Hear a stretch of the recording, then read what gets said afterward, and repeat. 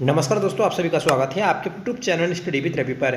दोस्तों आज के इस क्लास में हम Uttarakhand GK GS practice set number 10 करने जा रहे हैं। दोस्तों जो हमारी एक सीरीज चल रही है जिसमें हम उत्तराखंड जीएस को कवर अप कर रहे हैं, तो आज हम उसका 10वां प्रैक्टिस सेट करेंगे जिसमें सभी क्वेश्चंस इंपॉर्टेंट और सिलेक्टेड हैं। फ्रेंड्स, अगर आपने पिछले सभी प्रैक्टिस सेट नहीं देखे हैं तो आप उन्हें जरूर देख लीजिएगा, क्योंकि ये सभी प्रैक्टिस सेट आपके आने वाले एग्जाम्स के लिए इंपॉर्टेंट हैं, चाहे वह एग्जाम यूके SSS का हो या फिर यूके PSC का। ठीक है, तो जहां पर भी दोस्तों उत्तराखंड जीएस पूछी जाती है उन सभी एग्जाम के लिए आप इस हमारी सीरीज से जरूर जुड़िएगा। हम उत्तराखंड करंट अफेयर्स को भी कर रहे हैं, जो लास्ट 6 मंथ का उत्तराखंड करंट अफेयर्स है उसके हमने 2 क्लासेस कर ली हैं, आप उन क्लास को भी जरूर देखिएगा। ठीक है, तो चलिए शुरू कर लेते हैं आज के अपनी इस क्लास को, जिसका पहला क्वेश्चन है, जोनसार क्षेत्र के महासू मंदिर में मनाए जाने वाला त्योहार है। फ्रेंड्स, जोनसार क्षेत्र में महासू मंदिर में मनाए जाने वाला त्योहार है जागड़ा मेला। सही आंसर रहेगा ऑप्शन डी। ये मेला दोस्तों भाद्र माह में आयोजित होता है। इस मेले के अवसर पर दोस्तों महासू देवता को टोंस नदी में स्नान कराया जाता है। जोनसारी जनजाति के जो सबसे प्रसिद्ध देवता हैं तो वह दोस्तों महासू देवता है। ठीक है, और इन महासू देवता का मंदिर आता है हनोन मंदिर, जहां पर दोस्तों यह विराजमान है। ठीक है, तो याद रखिएगा आप, इंपॉर्टेंट है। जोनसारी जनजाति यह गढ़वाल क्षेत्र की सबसे बड़ी जनजाति है। ठीक है, और उत्तराखंड की दूसरी सबसे बड़ी जनजाति, जो कि जोनसार बाबर क्षेत्र देहरादून में निवास करती है। ठीक है, और उत्तरकाशी के कुछ क्षेत्र में, टिहरी के जौनपुर क्षेत्र में भी यह जनजाति निवास करती है। अगला प्रश्न है कि उत्तराखंड की निम्न पर्वत चोटियों का उनकी ऊंचाई के अनुसार बढ़ता हुआ क्रम होगा। तो उत्तराखंड की जो चोटियां हैं, नंदा देवी, पंचाचूली, केदारनाथ और कामेट, इन्हें हमें बढ़ते हुए क्रम के अनुसार दर्शाना है। तो नंदा देवी की ऊंचाई है 7817 मीटर। ठीक है, पंचाचूली की 6904। ठीक है, केदारनाथ की 6968 मीटर और कामेट की 7756। ठीक है, तो देखिए सबसे कम किसकी है, तो सबसे कम है पंचाचूली की, तो सबसे पहले 2 आ जाएगा, फिर केदारनाथ की है, फिर उसके बाद दोस्तों कामेट और फिर नंदा देवी। तो 2341 जो कोड है हमारा वह राइट हो जाएगा, ऑप्शन ए। ठीक है, तो हाइट आपको याद रखनी है, इंपॉर्टेंट है। अगला प्रश्न है कि आईने अकबरी में तराई के महलों की वर्णित संख्या है। तो जो आईने अकबरी है अबुल फजल की पुस्तक, इसमें तराई के कितने महलों का वर्णन किया गया है? राइट आंसर है ऑप्शन ए 21। ठीक है, तो 21 महलों का वर्णन किया गया है आईने अकबरी में। ठीक है, जो आईने अकबरी है तो यह है अकबर के ऊपर लिखी जीवनी है। अगला प्रश्न है, आईने अकबरी में तराई के महलों की वर्णित संख्या है। आईने अकबरी में दोस्तों तराई के 21 महलों का जिक्र किया गया है। सही आंसर रहेगा ऑप्शन ए।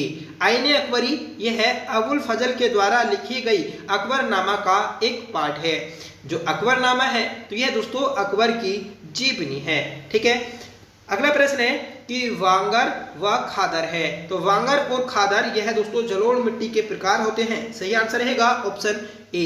खादर ये दोस्तों नई मिट्टी होती है और वांगर यह पुरानी जलोढ़ मिट्टी होती है।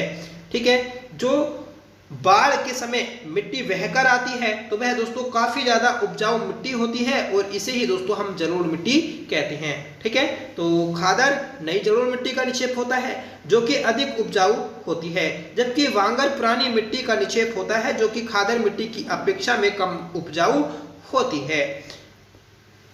देखिए फ्रेंड्स, अगर आपको वीडियो पसंद आए तो प्लीज वीडियो को लाइक जरूर करिएगा, आपसे रिक्वेस्ट है। अगला प्रश्न देखते हैं कि उत्तराखंड के परिप्रेक्ष्य में गोला द्वीप, कड़ाई द्वीप व तराजू द्वीप संबंधित हैं। तो उत्तराखंड के परिप्रेक्ष्य में गोला द्वीप, कड़ाई द्वीप और तराजू द्वीप ये न्याय व्यवस्था से संबंधित है। सही आंसर रहेगा ऑप्शन ए। और ये जो न्याय व्यवस्था है तो ये दोस्तों गोरखों के समय प्रचलित थी। ठीक है, इन तीनों विधि के माध्यम से ही दोस्तों दोषियों को सजा दी जाती थी।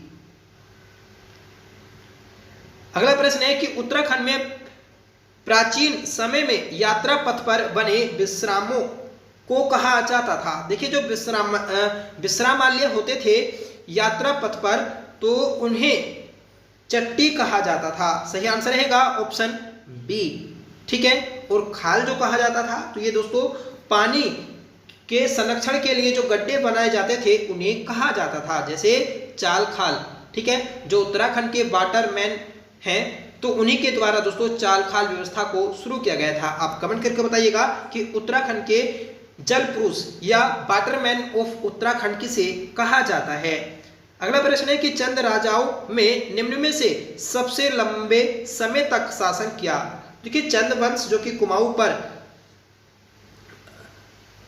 शासन कर रहा था, इस चंद वंश में सबसे लंबा जो शासन किया तो वह गरुड़ ज्ञानचंद के द्वारा किया गया था। सही आंसर रहेगा ऑप्शन बी। ठीक है, तो गरुड़ ज्ञानचंद जो कि चंद वंश का 29वां शासक था, इसके द्वारा सन 1365 से 1420 तक शासन किया गया था। गरुड़ ज्ञानचंद दिल्ली दरबार में जाने वाला पहला चंद शासक था जो कि दिल्ली सुल्तान फिरोज शाह तुगलक से मिला और फिरोज शाह तुगलक के द्वारा ही दोस्तों गरुड़ ज्ञानचंद को गरुड़ की उपाधि दी गई थी। ठीक है, तो क्वेश्चन बनेगा कि ज्ञानचंद को गरुड़ की उपाधि किसके द्वारा दी गई, तो फिरोज शाह तुगलक के द्वारा दी गई थी। नेक्स्ट क्वेश्चन है कि कुमाऊं गवर्नमेंट गार्डन के वन्य तथा फलदार पेड़ों का प्रथम कैटलॉग प्रकाशित किया गया।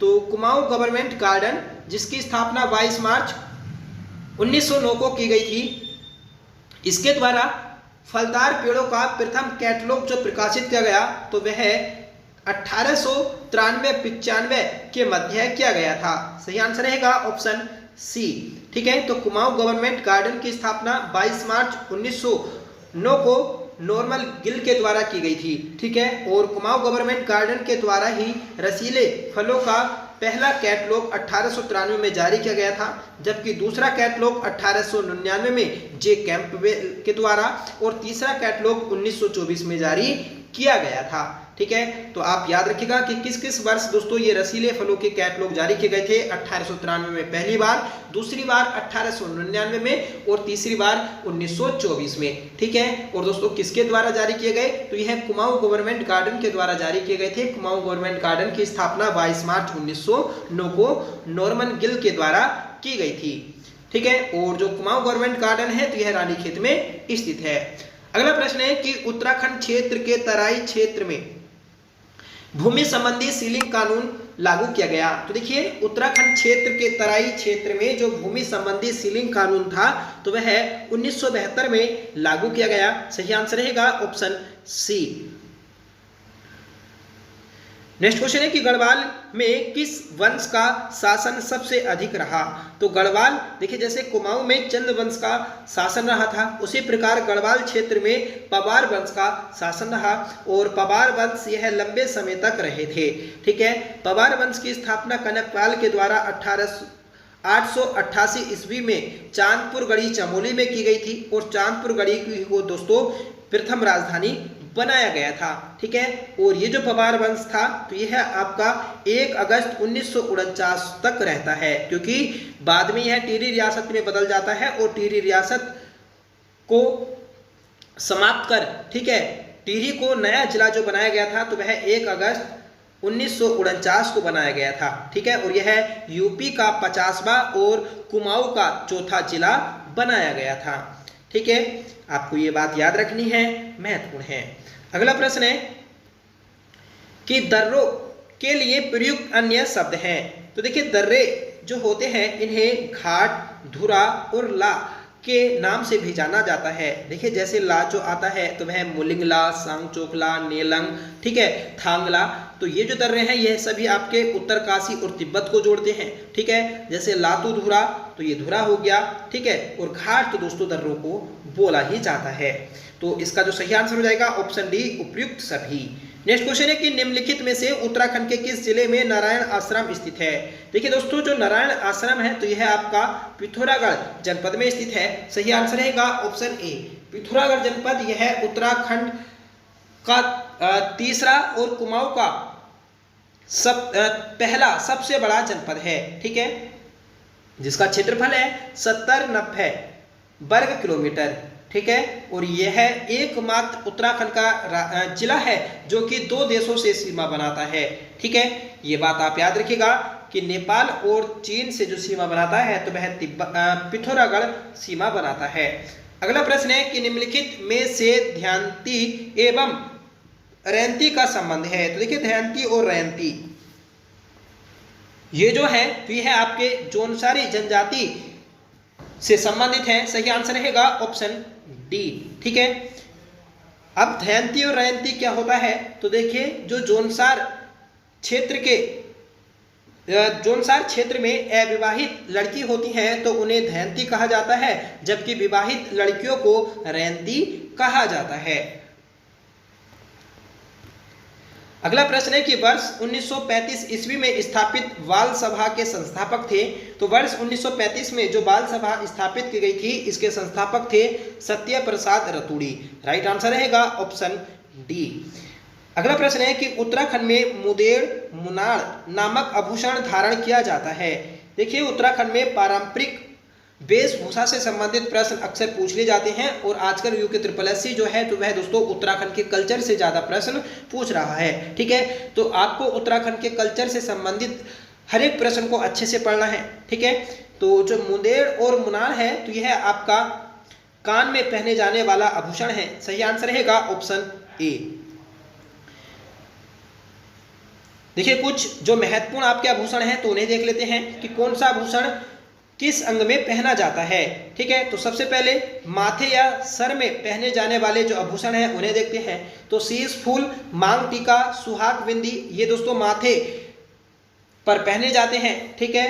कान में पहने जाने वाले आभूषण मुरखली, वाली, कुंडल, तुगियल, गोरख, कर्णफूल, मुनाड़, मछली, झुपझुपी, जल कच्छप, मुर्गी और बुजनी ये सभी दोस्तों आपके कान में पहने जाते हैं, ठीक है।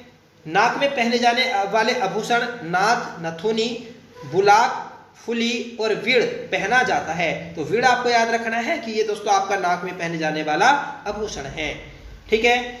गले में पहने जाने वाले आभूषण की बात करें तो गुलबंद, लोकिट, चरियो, हंसुली, हमेल, चवन्नी माला, कंठी माला, चंद्रोली, झुपिया और सुतुबा ये सभी दोस्तों आपके गले में पहने जाने वाले आभूषण हैं। हाथों के आभूषण तो धागुली, अंगूठी, गोखले, बाजूबंद ये दोस्तों हाथों में पहने जाते हैं। पैर में पहने जाने वाले आभूषण की बात करें तो खंडवा, बिछुआ, इमरती, झांबर, पोंटा और लच्छा और पुलिया ये सभी दोस्तों पैर में पहने जाने वाले आभूषण हैं, ठीक है। तो हमने ये दोस्तों कुछ महत्वपूर्ण आभूषण थे जो बार बार प्रश्न में बनता है, ठीक है। और अगर आप इस छोटे से टॉपिक को अच्छे से पढ़ लेते हैं तो दोस्तों आपको एग्जाम में जरूर 1 मार्क्स मिल जाएगा, ठीक है। यहाँ से दोस्तों कम से कम इस टॉपिक से 2 से 3 प्रश्न बनते हैं तो इसे अच्छे से पढ़िएगा। अगला प्रश्न है कि 1563 ईस्वी में अल्मोड़ा को राजधानी बनाया गया था। देखिए 1563 ईस्वी में चंद वंश की राजधानी अल्मोड़ा को जो बनाया गया तो वह है चंद राजाओं के द्वारा बनाया गया। सही आंसर रहेगा ऑप्शन बी। अब ये चंद राजा कौन था तो बालो कल्याण चंद। बालो कल्याण चंद के द्वारा ही दोस्तों 1563 में अल्मोड़ा को चंद वंश की राजधानी बनाया गया। बालो कल्याण चंद के जो पिता थे तो वह दोस्तों भीष्मचंद थे, जिन्होंने दोस्तों अपने राजधानी को परिवर्तित करने का प्रयास किया और यह अपने प्रयत्न में असफल रहे थे। चंद वंश की पहली और प्रारंभिक जो राजधानी थी तो वह चंपावत थी, ठीक है। अब ये चंपावत जो थी तो यह कुमाऊं के एक कोने में स्थित थी, ठीक है, क्योंकि राजधानी जो होती है तो वह अपने राज्य के मध्य में होना जरूरी होता है, ठीक है। इसलिए इस राजधानी को मध्य में स्थानांतरित करने का प्रयास किया गया भीष्मचंद के द्वारा और वह दोस्तों असफल हुआ था। अगला प्रश्न है कि 1996 ईस्वी में कल्याण सिंह रावत द्वारा मेती आंदोलन की शुरुआत किस स्थान से की गई। तो देखिए 1996 ईस्वी में बालो कल्याण चंद के द्वारा जो मेती आंदोलन की शुरुआत की गई थी तो वह ग्वालदम चमोली से की गई। सही आंसर रहेगा option B. Gwaldam inter college के जो शिक्षक थे तो वह दोस्तों कल्याण सिंह रावत थे। इन्हीं के द्वारा दोस्तों इस आंदोलन को शुरू किया गया। इसमें क्या होता है तो इसमें दोस्तों पौधों को लगाया जाता है, ठीक है। एक बुग्याल आता है दोस्तों बेदनी बुग्याल, और इस बेदनी बुग्याल से ही इस आंदोलन को शुरू किया गया था। नेक्स्ट क्वेश्चन है कि बछेंद्री पाल ने माउंट एवरेस्ट फतेह किया। तो बछेंद्री पाल के द्वारा माउंट एवरेस्ट को जो फतेह किया गया तो वह 23 मई 1984 को किया गया था। सही आंसर रहेगा ऑप्शन सी। ठीक है, और बछेंद्री पाल माउंट एवरेस्ट को फतेह करने वाली भारत की पहली और विश्व की चौथी महिला बनी थी। ठीक है, तो बछेंद्री पाल की हम बात करेंगे तो बछेंद्री पाल का जन्म 1954 ईस्वी में उत्तरकाशी के नाकुरी गांव में हुआ था। बछेंद्री पाल के पिता किशन सिंह और माता दोस्तों हंसा देवी थी। ठीक है, 1982 में नीम NIM के बेसिक कोर्स के तौर पर दोस्तों इन्होंने गंगोत्री पर्वत की सर्वप्रथम चढ़ाई की थी। ठीक है, याद रखिएगा। बाद में दोस्तों माउंट एवरेस्ट को फतेह करती हैं और ये दोस्तों भारत की पहली और विश्व की चौथी महिला बन जाती हैं। बछेंद्री पाल ने 24 मई 1984 को एवरेस्ट को फतेह किया था।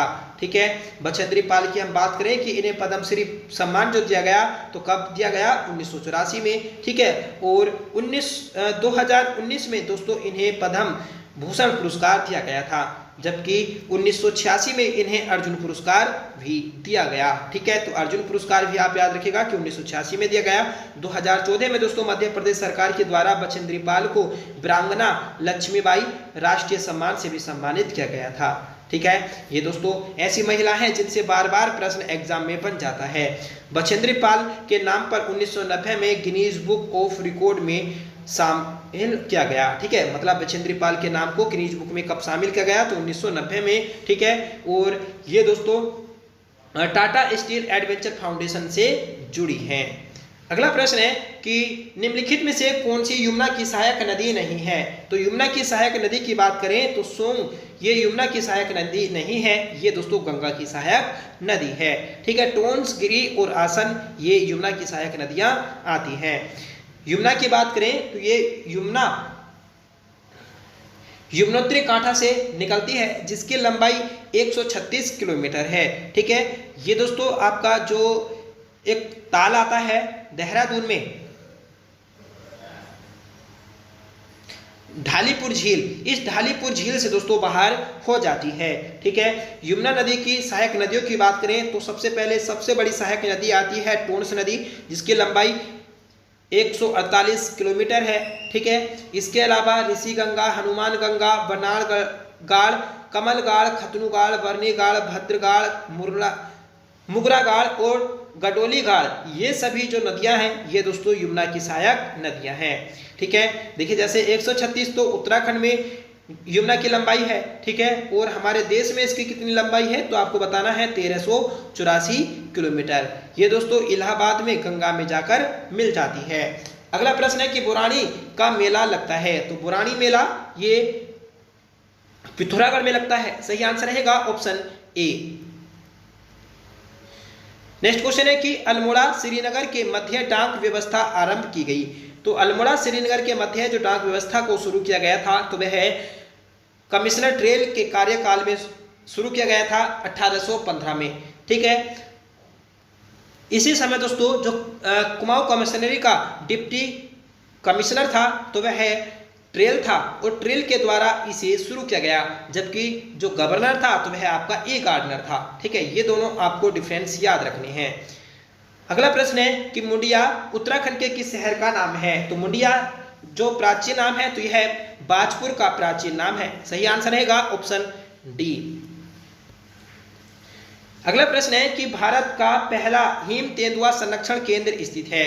देखिए भारत का पहला हिम तेंदुआ संरक्षण केंद्र यह उत्तरकाशी में स्थित है। सही आंसर रहेगा ऑप्शन सी। ठीक है, तो भिलंगना घाटी में लंका पुल के पास दोस्तों इसे स्थापित किया गया है, याद रखिएगा। और ये जो हिम तेंदुआ संरक्षण केंद्र है यह नीदरलैंड की सहायता से स्थापित हुआ है। अगला प्रश्न है कि उत्तराखंड सरकार द्वारा महालक्ष्मी योजना का शुभारंभ किया गया। तो ये दोस्तों प्रसव के बाद मां और कन्या शिशु के लिए शुरू किया गया था। ठीक है, तो राइट आंसर रहेगा ऑप्शन बी। याद रखिएगा कि महालक्ष्मी योजना का संबंध किससे है। ठीक है, अगला प्रश्न है कि गढ़ी का नाटक लिखा गया। तो गढ़ी का नाटक ये जो लिखा गया था तो मोलाराम के द्वारा लिखा गया। सही आंसर रहेगा ऑप्शन सी। ठीक है, मोलाराम की बात करें तो ये दोस्तों एक प्रसिद्ध चित्रकार रहे हैं। ठीक है, और इनका पारंपरिक पेशा जो था इनके वंशजों का तो वह सोनार था। ठीक है, ये बात आप याद रखिएगा। इनका जन्म जो हुआ था तो 1743 ईस्वी में हुआ था। ठीक है, और मृत्यु जो हुई तो वह 1833 ईस्वी में हुई थी। मोलाराम की चित्रशाला श्रीनगर में स्थित है और 1833 के भूकंप में यह ध्वस्त हो गई थी। अगला प्रश्न है कि उत्तराखंड में महिलाओं के लिए पंचायतों में 50% आरक्षण संबंधी विधेयक पारित हुआ था। तो ये दोस्तों 2008 में पारित हुआ था। सही आंसर रहेगा ऑप्शन डी। देखिए, वन पंचायतों में और ग्राम पंचायत जो चुनाव होते हैं उसमें महिलाओं को 50% का आरक्षण दिया गया है। ये व्यवस्था भुवन चंद खंडूरी के द्वारा 2008 में शुरू की गई थी। ठीक है, अगला प्रश्न है कि हेनरी रैमजे कुमाऊं के शासक नियुक्त हुए। तो हेनरी रैमजे को जो कुमाऊं का शासक नियुक्त किया गया था तो वह 1856 में किया गया था। सही आंसर रहेगा ऑप्शन ए। कुमाऊं कमिश्नरी में सबसे लंबा जो कार्यकाल रहा तो वह हेनरी रैमजे का रहा था, 1856 से 1884 तक। ठीक है, याद रखिएगा, इसी के समय 1857 की क्रांति हुई थी। ठीक है, और रैमजे के कार्यकाल को कुमाऊं कमिश्नरी का स्वर्णकाल भी कहा जाता है। अगला प्रश्न है कि मूल रूप से स्कॉटलैंड का सैनिकवाद जो कि उत्तराखंड राज्य में अत्यधिक लोकप्रिय है। तो यह है दोस्तों आपका मशक बाजा। जो मशक बीन है तो यह स्कॉटलैंड का वाद्य यंत्र है। ठीक है, जिसे सैनिकों के द्वारा दल बैंड में शामिल किया जाता है। अगला प्रश्न है कि किस ताल को स्कंद पुराण में त्रिऋषि सरोवर के नाम से भी जाना जाता है। तो देखिए, पुराणों में जो त्रिऋषि सरोवर के नाम से जाना जाता है तो वह नैनीताल है। सही आंसर रहेगा ऑप्शन डी। खुरपा ताल झील का आकार जानवर के खुर के समान है। ठीक है, जो हमारे 4 ऑप्शन थे उनमें से एक है खुरपा ताल जो कि नैनीताल में स्थित है और इसका जो आकार है तो वह जानवर के खुर के समान है। ठीक है, एक आता है दोस्तों सात ताल तो वह अश्व खुर के समान है। ठीक है, नौकुचिया ताल यह कुमाऊं का सबसे गहरा ताल है, यह भी आपका नैनीताल में स्थित है। नैनीताल को सरोवर नगरी व झीलों की नगरी कहा जाता है और नैनीताल झील की खोज 1821 में सीपी बैरन के द्वारा की गई थी। नेक्स्ट क्वेश्चन है कि निम्न में से जॉर्ज एवरेस्ट हाउस स्थित है। देखिए दोस्तों, जो जॉर्ज एवरेस्ट हाउस है तो यह आपका मसूरी में स्थित है। सही आंसर रहेगा ऑप्शन ए। यहां पर ही दोस्तों जो नक्षत्र सभा है तो उसका आयोजन किया गया था। ठीक है, मसूरी को गंगोत्री व यमुनोत्री का प्रवेश द्वार कहा जाता है। ठीक है, तो गंगोत्री और यमुनोत्री का प्रवेश द्वार किसे कहते हैं? मसूरी को। मसूरी को ही दोस्तों पर्वतों की रानी कहा जाता है। मसूरी शहर के संस्थापक आयरिश ऑफिसर कैप्टन यंग थे। ठीक है, तो कैप्टन यंग के द्वारा मसूरी की खोज की गई थी। ठीक है, मसूरी की पहली जो इमारत है तो वह दोस्तों मलिंगार होटल है, जिसे 1828 में स्थापित किया गया था। नेक्स्ट क्वेश्चन है कि हल्द्वानी नगर स्थापित किया गया।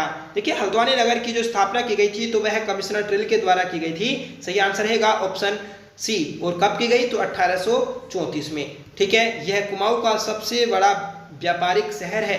ठीक है, आधुनिक हल्द्वानी की स्थापना 1834 में विलियम ट्रेल के द्वारा की गई थी।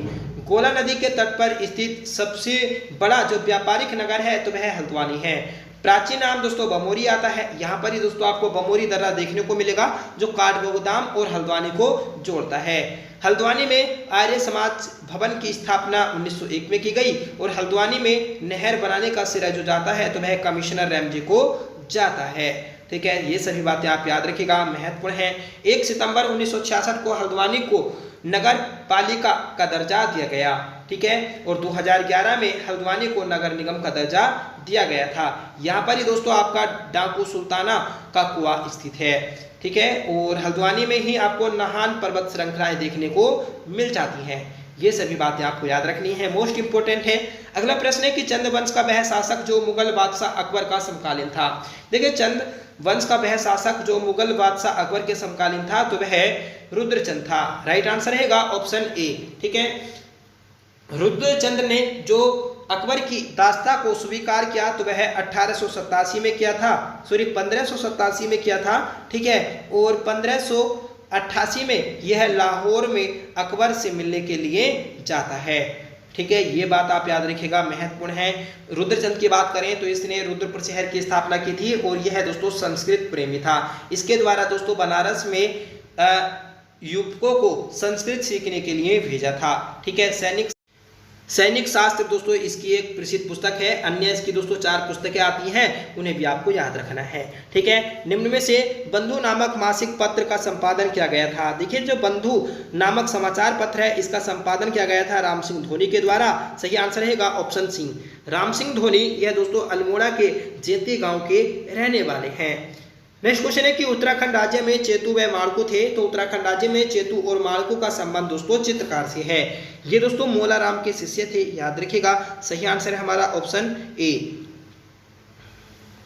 ठीक है, बात कर ले हम चेतु माड़कू की। तो चेतु को कृष्ण लीलाओं के चित्रण के लिए जाना जाता है। ठीक है, सीधा क्वेश्चन बनेगा कि कृष्ण लीलाओं से संबंधित चित्र कौन बनाता था? तो दोस्तों चेतु बनाता था।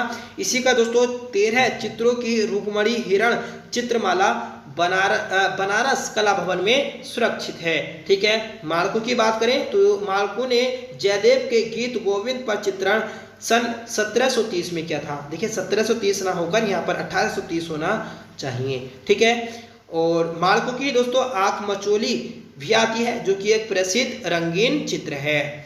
अगला प्रश्न है कि बायोडीजल हेतु उत्तराखंड राज्य में खेती की जाती है। तो बायोडीजल हेतु उत्तराखंड में जैट्रोफा पौधे की खेती की जाती है। सही आंसर रहेगा ऑप्शन बी। अगला प्रश्न है कि सरोलादित्य वंश की स्थापना की। तो ये की गई थी अक्षरदेव के द्वारा। सही आंसर रहेगा ऑप्शन बी। देखिए, जो आपका कत्यूरी राजवंश था उत्तराखंड का प्रथम ऐतिहासिक राजवंश, इसके 3 परिवार हुए थे। ठीक है, जिसमें से एक परिवार है सरोलादित्य वंश। ठीक है, और कत्यूरी वंश का जो संस्थापक माना जाता है तो वह दोस्तों बसंत देव को माना जाता है। पद्मदेव की बात कर ले तो पद्मदेव ने दोस्तों बद्रीनाथ मंदिर के लिए भूमि दान की थी। अगला प्रश्न है कि यूनेस्को द्वारा फूलों की घाटी को विश्व धरोहर घोषित किया गया। तो ये घोषित किया गया था 2005 में। 14 जुलाई 2005 को दोस्तों यूनेस्को की सूची में फूलों की घाटी को शामिल किया गया था। फूलों की घाटी 1982 में नेशनल पार्क के रूप में घोषित की गई। चमोली जनपद में स्थित है, जो कि राज्य का सबसे छोटा नेशनल पार्क है, जिसका क्षेत्रफल है 87.5 वर्ग किलोमीटर। ठीक है, ये बात आप याद रखिएगा। अगला प्रश्न है कि छंगलेश की प्रशस्ति प्राप्त हुई। तो यह लाखामंडल से प्राप्त हुई है। लाखामंडल देहरादून में स्थित है। ठीक है, अगला प्रश्न है कि उत्तराखंड में राजस्व पुलिस व्यवस्था लागू हुई। तो उत्तराखंड में राजस्व पुलिस व्यवस्था को लागू किया गया तो वह 1874 में लागू किया गया था। सही आंसर रहेगा ऑप्शन सी। इस समय दोस्तों रेमजे का कार्यकाल था, उसी के द्वारा इसे लागू किया गया था। ठीक है, अब दोस्तों पूर्ण रूप से पहला पर्वतीय राज्य जो राजस्व पुलिस व्यवस्था को खत्म कर सिविल पुलिस व्यवस्था को लागू किया तो वह दोस्तों चंपावत। ठीक है, और जब 1874 में राजस्व पुलिस व्यवस्था को लागू किया गया था तो यह 61% भूभाग पर लागू की गई थी। अगला प्रश्न है और आज की इस क्लास का अंतिम क्वेश्चन होगा कि हिम ज्योति फाउंडेशन देहरादून का उद्देश्य है। तो इसका उद्देश्य है कि मेधावी छात्रों की उत्तम शिक्षा। राइट आंसर है ऑप्शन ए। ठीक है, और आज की इस क्लास का होमवर्क रहेगा कि आसन वैराज बिहार का संबंध है। ठीक है, तो आसन वैराज बिहार का संबंध किससे है ये आपको कमेंट करके बताना है कि आज की इस क्लास का सही आंसर क्या रहेगा। साथ ही साथ आप आसन बैराज के बारे में जो भी कुछ जानते हैं तो वह कमेंट करके जरूर बताइएगा। ठीक है, और आपको कमेंट करके बताना है कि आज की क्लास आपको कैसी लगी। आई होप क्लास आपको पसंद आई होगी। अगर आपको पसंद आई हो तो प्लीज़ इसे लाइक करिएगा, दोस्तों में शेयर करिएगा। ठीक है, और आप हमारे चैनल पर पहली बार विजिट कर रहे हैं तो प्लीज़ चैनल को सब्सक्राइब जरूर कर लीजिएगा, आपसे रिक्वेस्ट है। ठीक है दोस्तों, हमने जितने भी पीछे प्रैक्टिस सेट किए हैं उन्हें आप जरूर देखिएगा। आप लगातार इन सभी प्रैक्टिस सेट को करेंगे तो आपको अच्छे से उत्तराखंड जीएस याद हो जाएगी। ठीक है, उसका अच्छे से रिवीजन हो जाएगा। और जो नए छात्र हैं तो उनके लिए तो दोस्तों यह है रामबाण है। ठीक है, उत्तराखंड पुलिस कांस्टेबल में इस सीरीज से एक भी क्वेश्चन बाहर नहीं जाएगा, आप गारंटी ले लीजिएगा। ठीक है, तो प्लीज चैनल से जुड़िएगा, वीडियो को दोस्तों में शेयर करिएगा, आपसे रिक्वेस्ट है। उत्तराखंड करंट अफेयर्स की सीरीज हमने स्टार्ट कर दी है, 2 क्लास हमने कर ली है, आप उन्हें भी जरूर देख लीजिएगा। ठीक है, तो चलिए मिलते हैं नेक्स्ट वीडियो के साथ, तब तक के लिए bye. Thank you so much for watching. जय हिंद।